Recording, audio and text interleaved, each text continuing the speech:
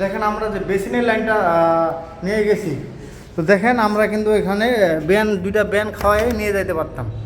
তো আমরা এখানে কি করছি, এখানে কিন্তু অফসাইড দিছি। অফসাইড দিয়ে এটা হলো আমাদের ডাইনিংয়ের বেসিন হবে, এখানে আমরা অফসাইড খাওয়ায় কিন্তু দিছি। সাধারণত আমাদের দেশে মানে ঠাকুরগাঁও জেলায় কিন্তু এই অফসাইড পাওয়া যায় না, 1.5 ইঞ্চি মাল। আর ভিতরে আপনাদেরকে দেখাবো আমি, এই যে আপনার বেসিনের ভিতরের বেসিনের লাইনটা আমি টানছি।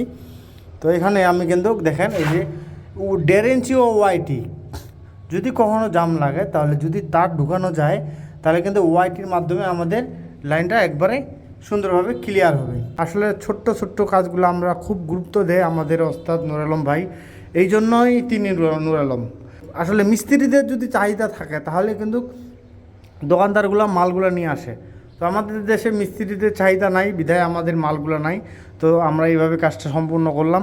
কেমন হয়েছে টোটালি কাজটা অবশ্যই কমেন্ট করে জানাবেন। সবাই ভালো থাকবেন, সুস্থ থাকবেন।